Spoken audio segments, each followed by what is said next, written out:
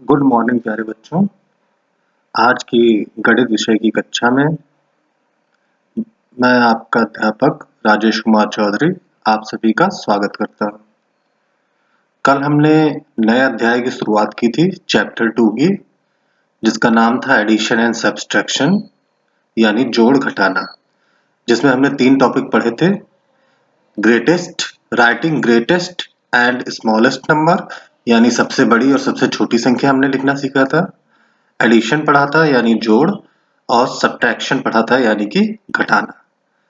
तो पाठ को आज आगे बढ़ाते हुए आज हम क्वेश्चन 2 से जितने भी आगे प्रश्न है, क्वेश्चन 2 से लेकर क्वेश्चन 7 तक, उन सभी को हल करके देखेंगे।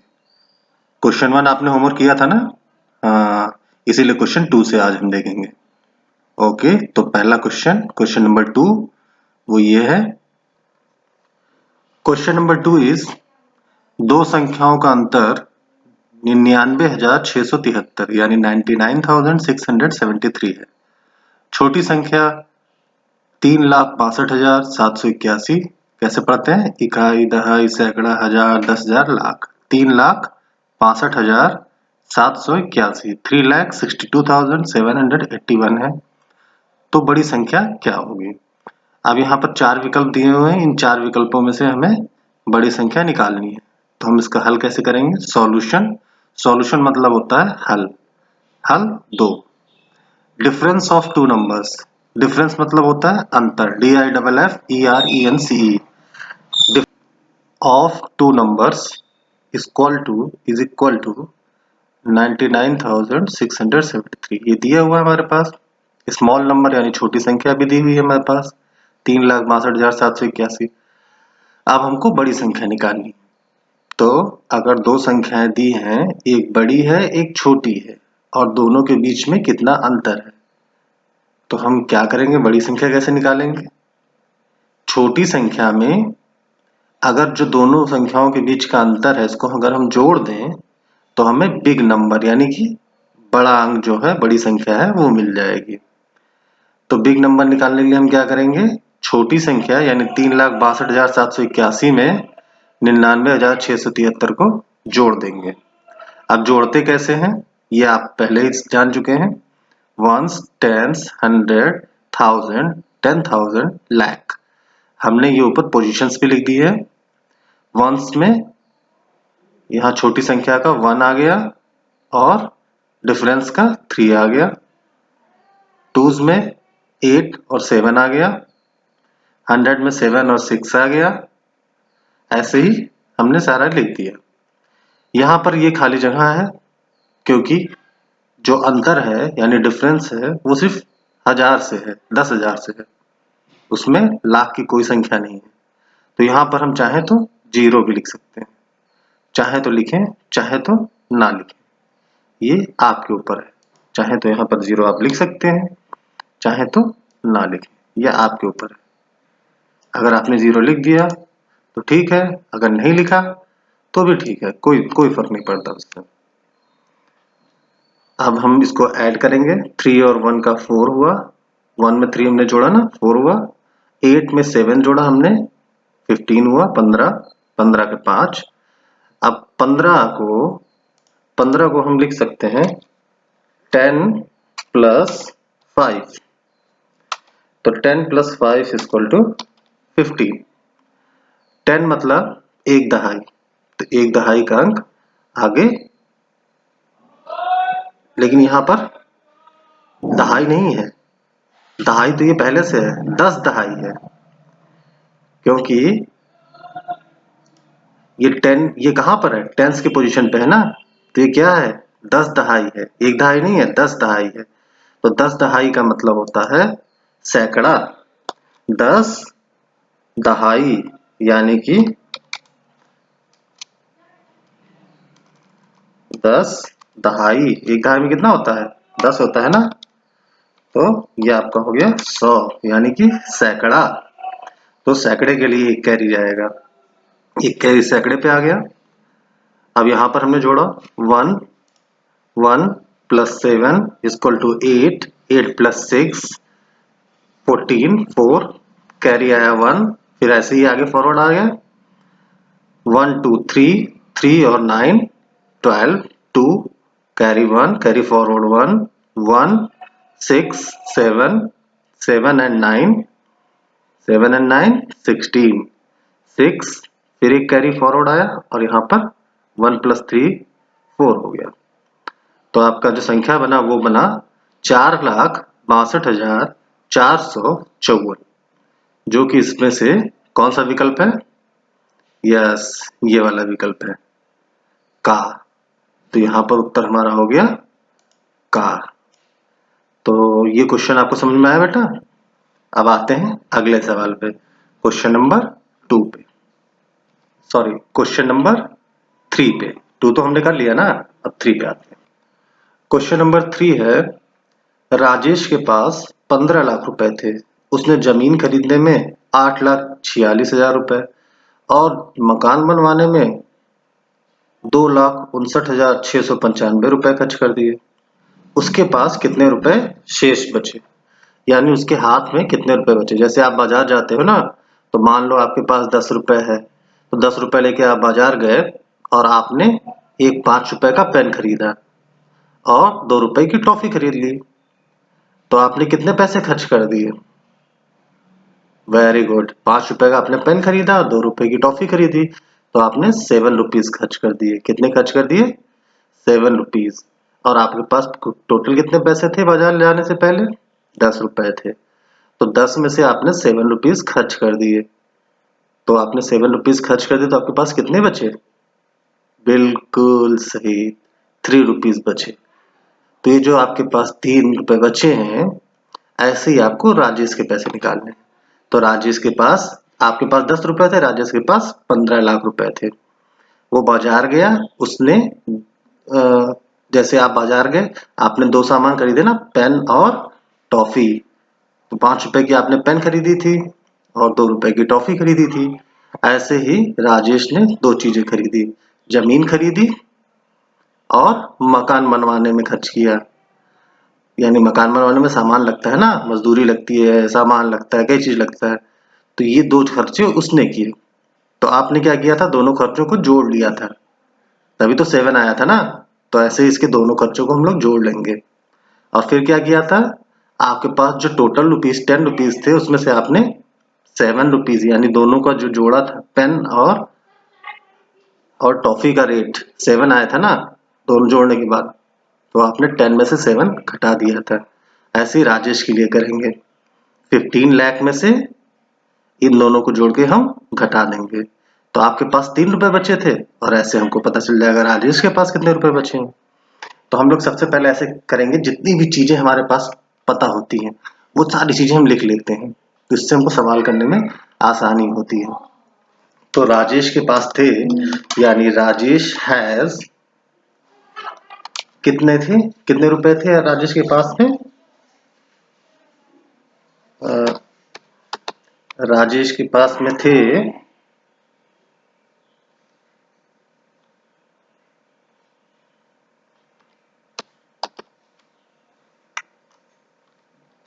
तो राजेश के पास थे रुपीज 15 लाख।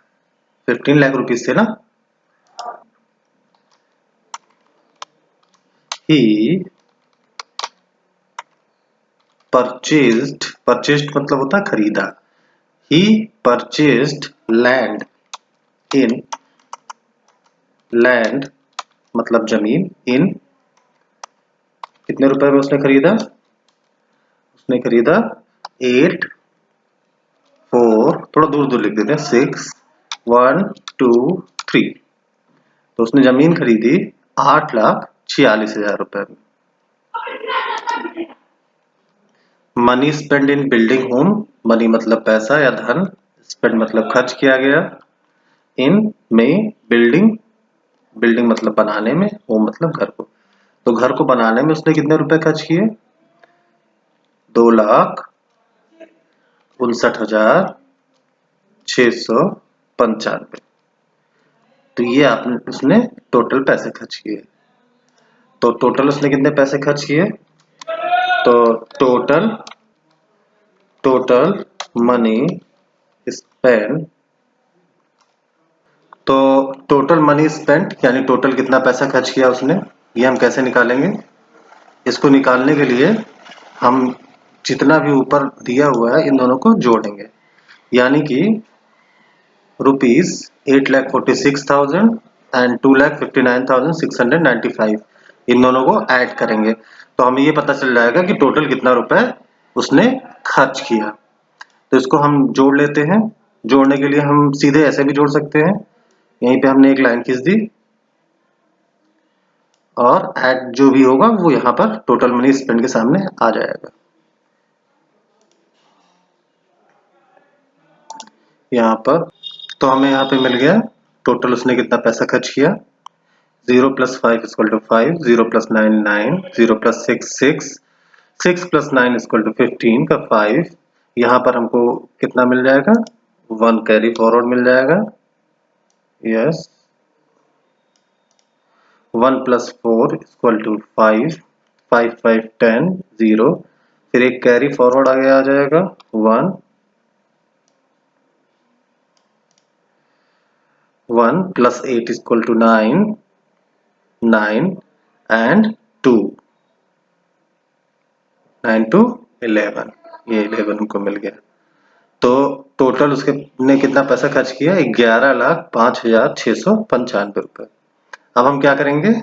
अब हम 15 लाख जो उसके पास टोटल पैसे थे उसमें से जितना उसने खर्च कर दिया इसको घटा देंगे। ऐसा करने पे हमको उत्तर मिल जाएगा। तो वो हम ऐसे करेंगे। तो उसके पास पैसे कितने बचे? 15 लाख में से हमने 11,05,695 रुपए घटा दिए। अब घटाते कैसे हैं ये हम बहुत अच्छे से आपको बता चुके हैं पिछले वीडियो में, लेकिन फिर से एक बार रिवीजन करते हैं, क्विक रिवीजन। हमारे पास यहाँ पर 0 है तो 0 में से 5 नहीं जाएगा, तो हम बगल से एक उधार मांगेंगे। किससे मांगते हैं? पड़ोसी से मांगते हैं। इस पे आपने एक वीडियो भी देखा है, लेकिन पड़ोसी भी 0 है तो हम उसके पड़ोसी से मांगेंगे। ये भी 0 है, इसके पास भी कुछ नहीं है तो इसके पड़ोसी से मांगेंगे, फिर इसके पड़ोसी से मांगेंगे। ये पड़ोसी भी 0 है तो हम इसके पड़ोसी से मांगेंगे। अब ये पड़ोसी कितना हो गया? ये तो 5 है, ये दे सकता है ना, ये 0 नहीं है, तो इसने एक कैरी इधर दी। अब ये कैरी यहाँ पर आई तो यहाँ पर आ गया 10, 10 आया ना। लेकिन 10 में अब इसके पड़ोसी ने भी मांगा था तो इसने 9 अपने पास रख लिया और यहाँ पर आगे एक भेज दिया। तो आगे जब एक भेजा तो यहाँ पर कितना हो गया? 10। लेकिन इसके पड़ोसी को भी जरूरत थी तो इसने 9 अपने पास रख लिया और एक आगे पड़ोसी को दे दिया। तो यहाँ पर भी 9 बचा, यहाँ भी 9 बचा, यहाँ भी 9 बचा, यहाँ भी 9 बचा, और लास्ट वाले ने जब अपने पड़ोसी को दिया तो यहाँ पर कितना आया? 10। लेकिन इसके आगे किसी पड़ोसी ने मांगा नहीं था तो इसके पास 10 पूरा रह गया। तो 10 में से 5 गया 5, यहाँ पर 9 बचा था, 9 में से 9 गया 0 0, 9 में से 6 गया 3, 9 में से 5 गया 4, 9 में से 0 गया 9, फिर यहाँ पर कितना बचा? यहाँ पे तो 4 बचा क्योंकि इसने एक कैरी दे दिया था। 4 में से 1 गया 3 और 1 में से 1 गया 0, ये 0। तो इसको हमने नहीं लिखा है, आप चाहे तो 0 लिख सकते हैं। तो इस प्रकार राजेश के पास कितने रुपए बच गए? राजेश के पास बचे रुपीस, राजेश के पास रुपीस 3,94,305 बचे। तो ये आपका क्वेश्चन हो गया। अब अगले क्वेश्चन पे आते हैं, क्वेश्चन नंबर 4 पे आते हैं। क्वेश्चन नंबर 4 इज 7 अंकों की सबसे बड़ी और सबसे छोटी संख्याओं का अंतर निकालो, फिर उसमें 6 अंकों की सबसे बड़ी संख्या जोड़कर उसका योगफल लिखो। तो पहले तो हमको 7 अंकों की सबसे बड़ी संख्या निकालनी है। तो बिगेस्ट 7 डिजिट नंबर यानी कि 7 अंकों की सबसे बड़ी संख्या 1 1 2 3 4 5 6 7, ये आपको बताया जा चुका है कि 7 टाइम्स 7 हो जाएगा। तो अब आपको निकालना है सबसे छोटी संख्या। तो स्मॉलेस्ट 7 डिजिट नंबर, इसमें आपको बताया गया है, पिछली कक्षाओं में आपको अच्छे से बताया गया है कि पहला डिजिट आपका 1 होता है and rest digits will be 0, then 4 5 6 7। आपके ये हो गए 7 डिजिट्स, है ना बच्चों। अब आपको करना क्या है कि 7 अंकों की सबसे बड़ी यानी कि ये इकाई, दहाई, सैकड़ा, हजार, 10,000, लाख, 10 लाख, 99 लाख, 99,999 और सबसे छोटी संख्या यानी इकाई, दहाई, सैकड़ा, हजार, 10,000, लाख, 10 लाख, 10 लाख, इन दोनों का क्या निकालना है? अंतर निकालना है, डिफरेंस निकालना है। तो डिफरेंस डिफरेंस डिफरेंस आपका क्या हो जाएगा? यानी कि इन दोनों का अंतर। तो अंतर कैसे निकालेंगे हम लोग? अंतर हम लोग निकालने के लिए इन दोनों को घटा देंगे। क्या करेंगे?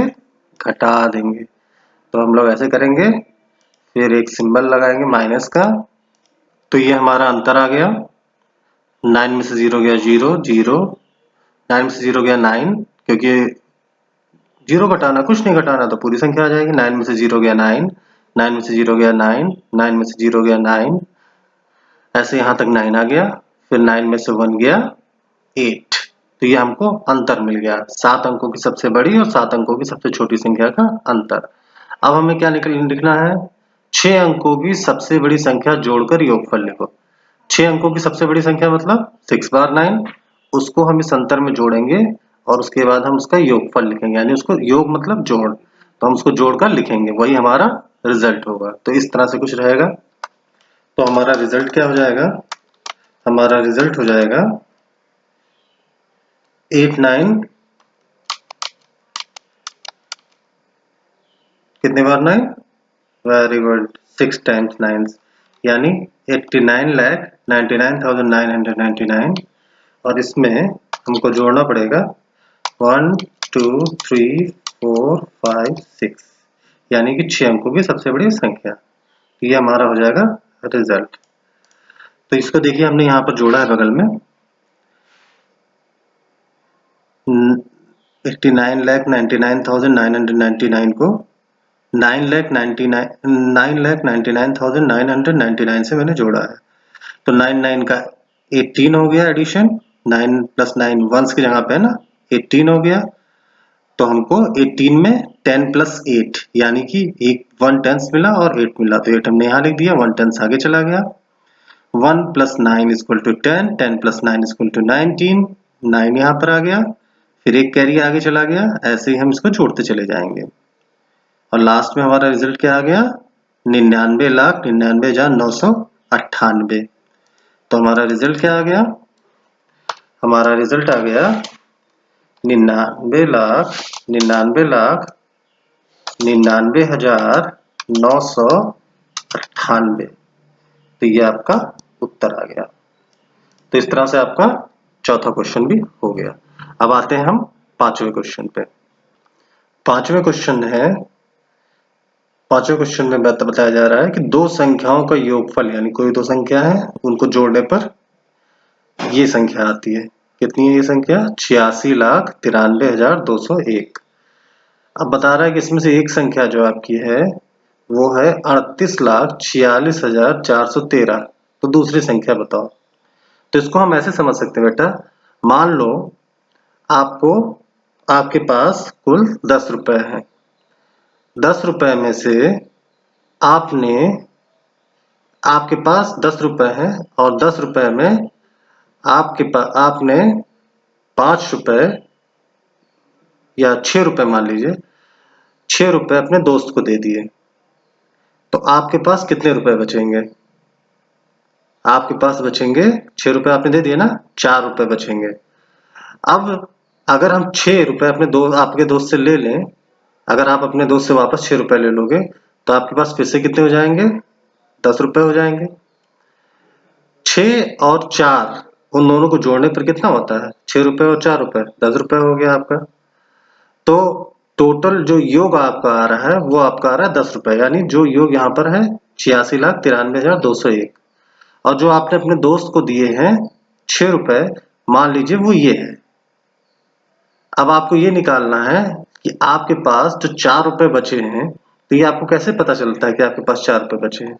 10 रुपए था, 6 रुपए आपने दोस्त को दिया, तो आपने 10 में से 6 को घटाया ना, तो आपको पता चला कि आपके पास 4 रुपए बचे हैं। ऐसे ही यहाँ पर क्या है, 86,93,201 रुपए, ये आपके पास समझ लीजिए टोटल पैसे हैं। और आपने इतने पैसे अपने दोस्त को दिए, तो आपके पास कितने रुपए बचे? आप टोटल में से यानी 10 में से 6 को घटाते हैं, तभी तो आपको मिलता है ना कि आपके पास 4 रुपए बचे हैं। बिल्कुल सही। तो वैसे ही हम यहाँ पर करेंगे। दोनों संख्याओं का योगफल दिया हुआ है, एक संख्या दी हुई है, दूसरी संख्या पूछ रहा है। तो दोनों संख्याओं के योगफल में से अगर हम एक संख्या को घटा दें तो हमें दूसरी संख्या मिल जाएगी। तो हमारा एडिशन ऑफ 2 नंबर्स दिया हुआ है। कितना दिया हुआ है? 86,93,201। 86,93,201 और 1 नंबर दिया हुआ है। 1 नंबर इक्वल टू कितना दिया है? 38,46,413। तो आपके पास एक नंबर भी दिया हुआ है। अब आपको करना क्या है? सेकंड नंबर निकालना है। तो सेकंड नंबर आप कैसे निकालेंगे? इसमें से घटा के निकालेंगे। तो सेकंड नंबर निकालने के लिए हम क्या करेंगे? हम इसमें से घटा देंगे। तो हम सेकंड नंबर निकालने के लिए इन ऊपर के एडिशन ऑफ 2 नंबर्स में से 1 नंबर को यानी एक संख्या को घटा देंगे। तो सेकंड नंबर हमको जो मिलेगी घटाने के बाद में, घटाना आपको बताया जा चुका है, तो हम इसको सीधे कर रहे हैं। घटाने के बाद में आपको जो संख्या मिलेगी वो मिलेगी 48,46,788 और यही आपका आंसर हो जाएगा। तो आपका आंसर जो होगा वो हो जाएगा 48,46,788, 48,46,788। अब आते हैं हम क्वेश्चन नंबर 6 पे। तो क्वेश्चन है, परीक्षा में कितने बच्चे अपीयर्ड हुए यानी भाग लिया? तो स्टूडेंट अपीयर्ड यानी प्रतिभाग किया इन एग्जामिनेशन, परीक्षा में। तो परीक्षा में कितने बच्चों ने भाग लिया? 2,78,472। और कितने बच्चे पास हुए यानी स्टूडेंट पास्ड इन एग्जामिनेशन? 2,18,659। तो क्वेश्चन है, बताओ कितने बच्चे अनुत्तीर्ण हुए यानी फेल्ड हुए? तो स्टूडेंट फेल्ड इन एग्जामिनेशन हम दोनों में से घटा लेंगे। कितने बच्चों ने भाग लिया उसमें से कितने बच्चे पास हुए, तो हमें पता चल जाएगा कितने बच्चे फेल हुए। तो हमने घटा लिया। 12 में से 9, एक ही 2 था, 2 में से 9 नहीं जाएगा, तो हमने बगल से एक उधार लिया पड़ोसी से, तो ये हो गया 12। 12 में से 9 गया 3, 6 में से 5 गया 1, हमने एक उधार दे दिया था ना, तो यहाँ 6 बचेगा। यहाँ 4 में से 6 नहीं जाएगा, बगल से उधार लिया पड़ोसी से, 14 हो गया। 14 में से 6 गया 8। अब यहाँ 7 बचा, 7 में से 8 नहीं जाएगा, फिर से पड़ोसी से उधार लिया तो 17 हो गया। 17 में से 8 गया 9, वेरी गुड। यहाँ बचा 6 में से 1 गया 5, 2 में से 2 गया 0 या 0। तो 0 हम नहीं लिखते क्योंकि किसी भी अंक से पहले सबसे आगे 0 लगाने से कोई मतलब नहीं होता, उसका कोई मतलब नहीं रहता है, मान उस अंक का वही बना रहता है। यहाँ हम आगे चाहे जितने 0 लगा दें कोई फर्क नहीं पड़ेगा, ये संख्या 59,813 ही कहलाएगी, यानी 59,813 ही कहलाएगी। तो यही आपका आंसर हो गया। तो कितने बच्चे फेल हुए? ANSWER आंसर यानी उत्तर आपका यही हो गया। तो कितने बच्चे फेल हुए? 59,813। अब आते हैं हम अगले प्रश्न पे।